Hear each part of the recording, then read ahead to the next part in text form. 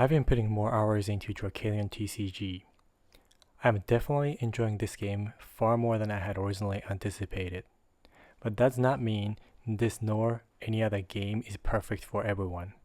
So today I'd like to take a bit different approach. In this new series, I've decided to take a deep dive into one of the Drakerion's game design that I think this game stood out for me. My hope here is I will try to present this in a relatively objective way first, and then give my subjective take. So as you watch this, I'm hoping you'd follow along the objective part and pick your own stance. At the end, you may not agree with my opinion, but I am hoping this will still give you a guide to say why this game might not be for you. In this first in the series, I'd like to start with the main game design decision the team made: simultaneous turn play system.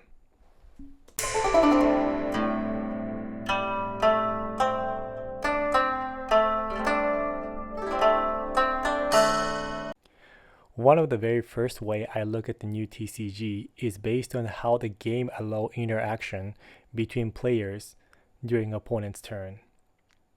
If non-active turn player have no single way to intervene during opponent's turn, I call it isolated turn-based system.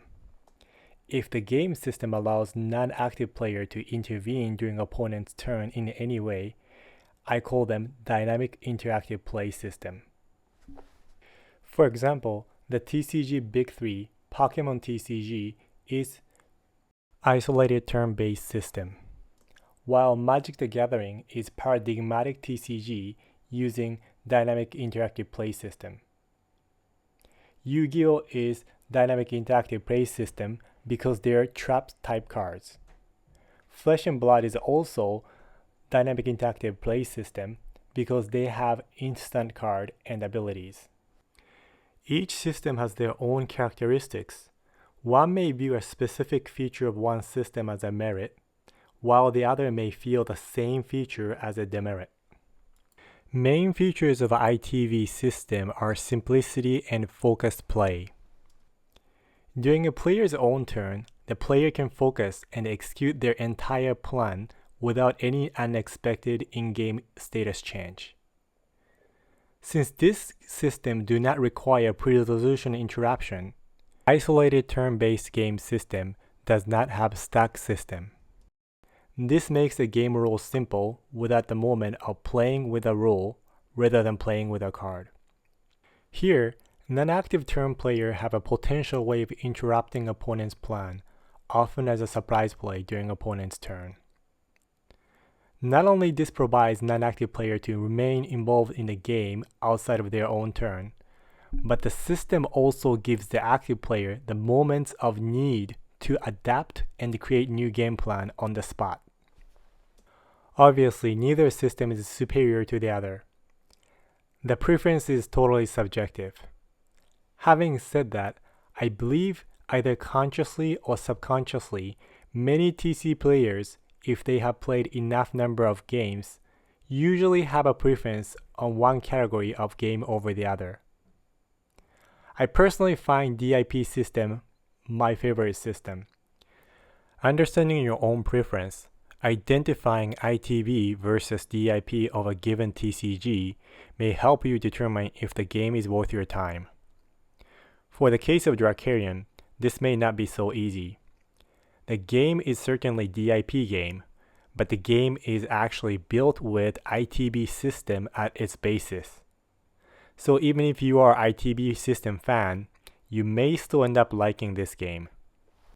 Now, finally, let's take a closer look at Drakerion's simultaneous turn system from the ITB versus DIP point of view. In Drakerion, each player alternate their action during the main phase of the game, called action phase. Similarly, each player alternate the priority to use combat trick.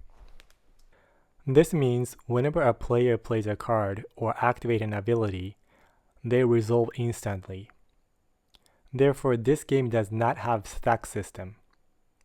So why do I categorize Drakerion's simultaneous turn system as DIP category? There are two reasons. Let's start with relatively more conventional one. In this game, when combat between two characters take place. Starting with a defending player, each player can alternately play an event type card from their hand with a combat ability, or activate combat type ability among the cards they already control. For example, an attacker may choose to finish an opponent character after a meticulous first grade level math. Then defender plays the Blazer's Choice to give one shield to negate one of incoming damage. This is certainly seen as a surprise to the attacker. However, in response, the attacker may play Face Your Own Death to negate the shield health point saving. At this point, opponent may again respond. Once both players passes, the combat resolves, and final damage calculation takes place. This is a prototypical example of counter-action exchange between players in response to other players' action. This is pretty cool and exact reason why I like DIP system game. However, as a game mechanics, there was no big surprise for me here. Now let's take a look at second element of this game that makes the system interactive: alternating actions. This is one of the main features of this game. With my mostly digital TCG background, I've only played one simultaneous turn game system before. Drakerion implementation feels quite different from that. How does alternating one action at a time make games feel so interactive? I've decided to make some hypotheses here. Although interaction in a game does not have to be interactive, I think most players equate interruption or disruption of opponent's plan or action as a prototypical form of interaction. So I will use them as a synonym here. To me, interruptive interaction in tabletop game are usually either proactive or retroactive.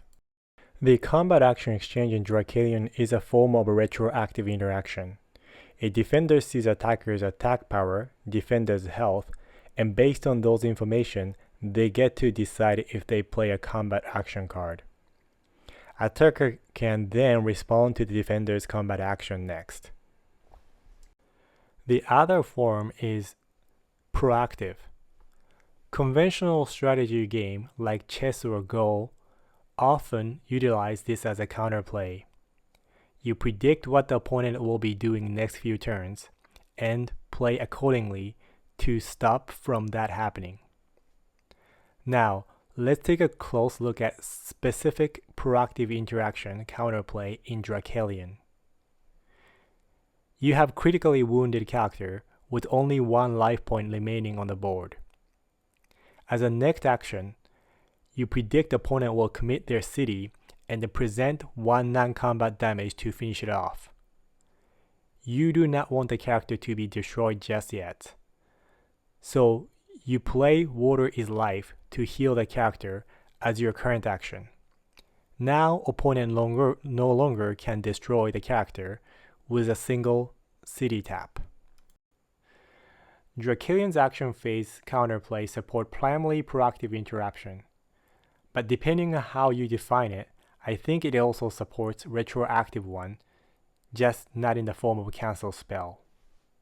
At this point, I'd like to share my opinion about counterspell like retroactive interruption, which is cards or ability that can cancel opponent's target card even before they resolve.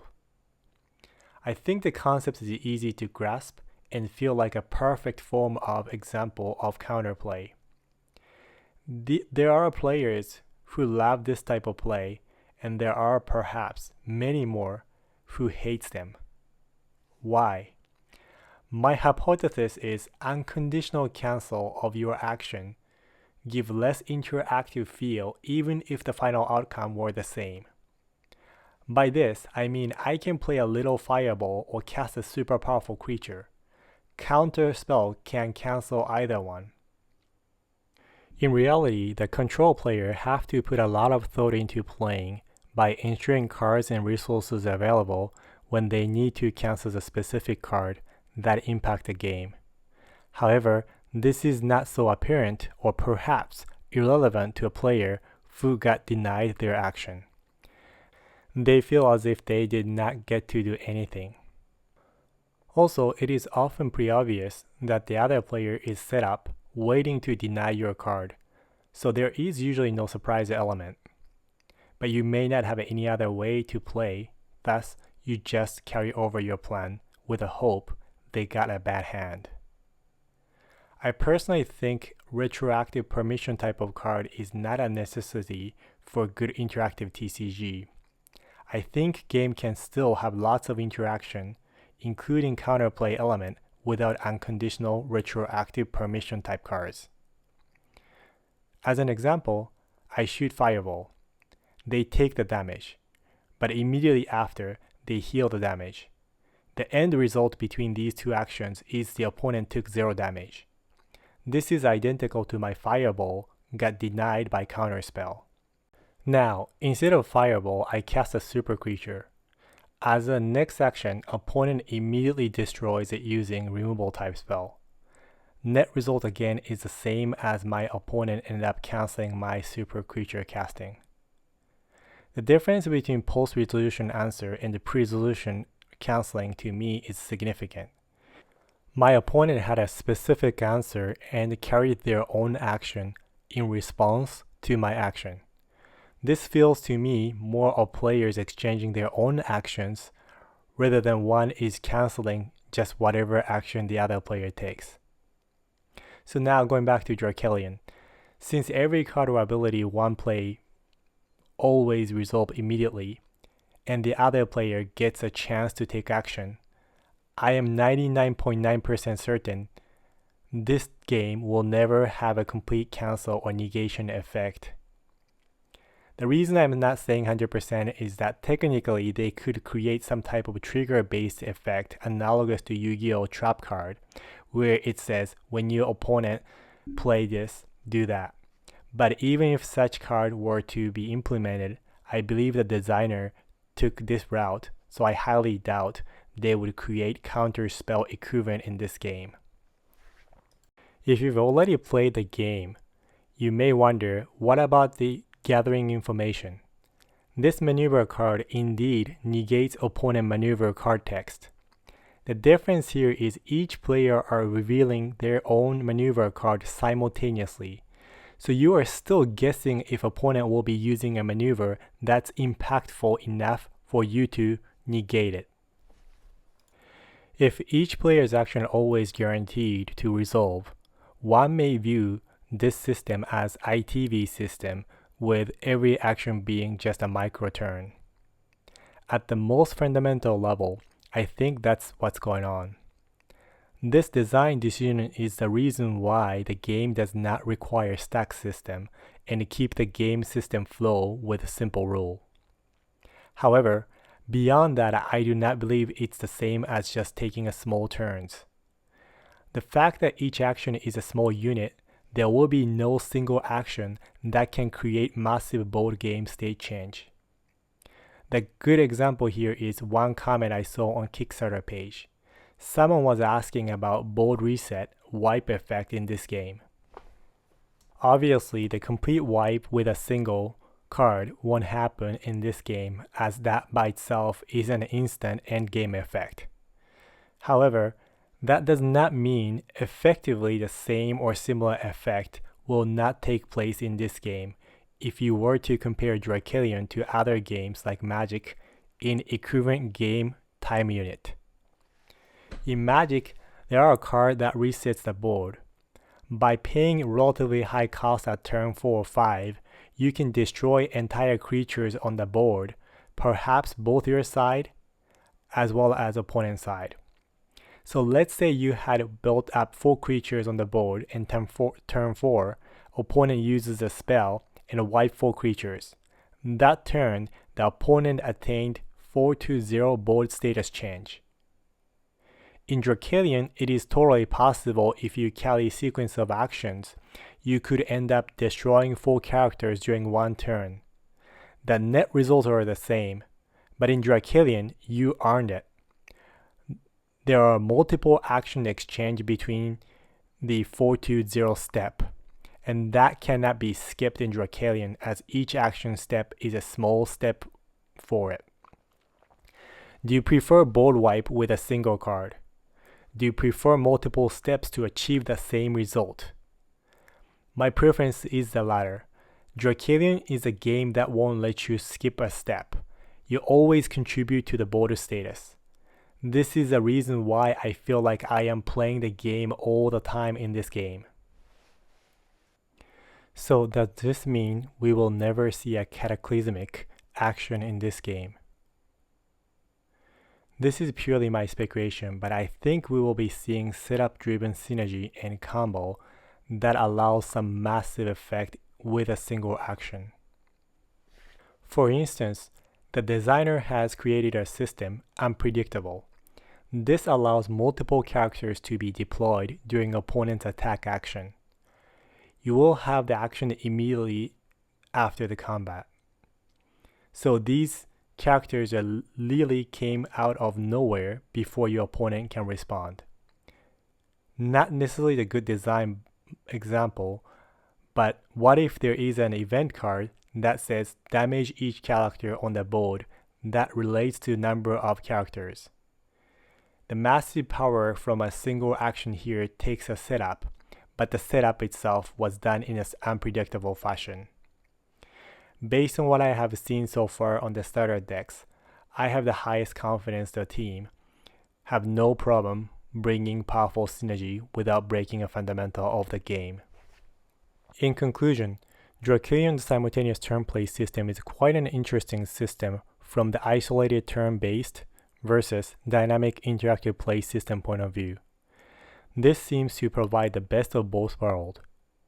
While it provided dynamic interactive play support, it is developed using fundamental play unit of isolated turn-based system equivalent simplicity.